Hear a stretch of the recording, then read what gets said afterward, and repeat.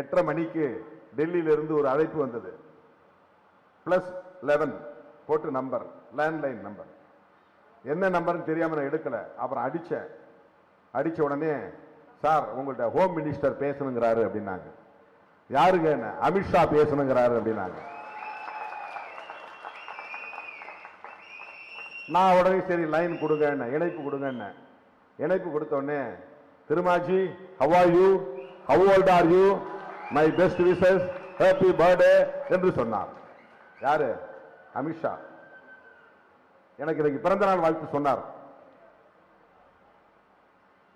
அவருக்கு நான் நன்றி சொன்னேன். உங்களுக்கு ரொம்ப நன்றி, உங்களுடைய வாழ்த்து கிடைத்ததற்கு நன்றி. இது அவுட் ஆஃப் த பாலிடிக்ஸ் இருக்கிற ஒரு நட்பு. அவர் இதுக்கு முன்னாடி சொன்னாரா எனக்கு தெரியல, ட்ரை பண்ணியிருக்கலாம். நமக்கு இன்னைக்கு கூட நான் வந்து எப்பவுமே சைலண்ட்ல தான் போட்டிருப்பேன்.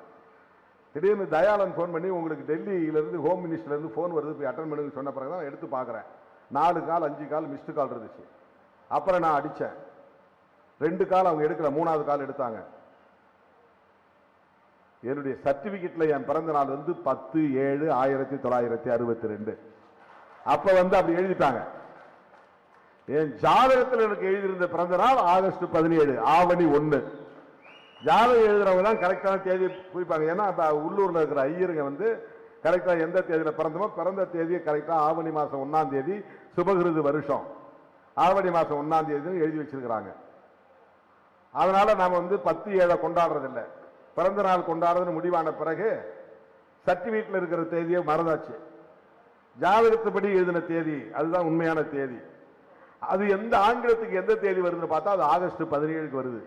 அதனால இப்ப நம்ம கொஞ்ச காலமா ஆகஸ்ட் 17 கொண்டாடிட்டு இருக்கிறோம். அந்த சர்டிபிகேட் நம்ம மாற்ற முடியாது. பார்லிமெண்ட்டுக்கு கொடுக்கும் போதெல்லாம், எலெக்ஷன் அபிடவிட்ல கொடுக்கும் போதெல்லாம் கம்யூனிட்டி சர்டிபிகேட் வைக்கிற மாதிரி பர்த் சர்டிபிகேட் நம்ம டிசி வைப்போம். First SSLC first page. அந்த எஸ்எஸ்எல்சி புக்ல இருக்கிற முதல் பக்கத்துல 10/7/62 போட்டிருப்பாங்க. அமித்ஷா போன் பண்ணி இன்னைக்கு வாழ்த்து சொன்னார். நான் அதை சோசியல் மீடியாவில் போடல.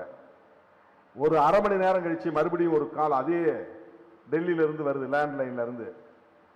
நான் எடுத்தேன். சார் உங்கள்கிட்ட ரயில்வே மினிஸ்டர் பேச விரும்புறாரு அப்படின்னாரு. அஸ்வின் சொல்லிட்டு வேற ஏதோ பிரச்சனையா இருக்கும்னு நான் நினைச்சேன். அவரு எடுத்தெடுப்பே தமிழ்ல பேசுறாரு. சார் வணக்கம், வாழ்த்துக்கள். எனக்கு குழம்பி போச்சு. சார் நீங்க அப்படின்னு நான் இங்கிலீஷ்ல கேட்டேன்.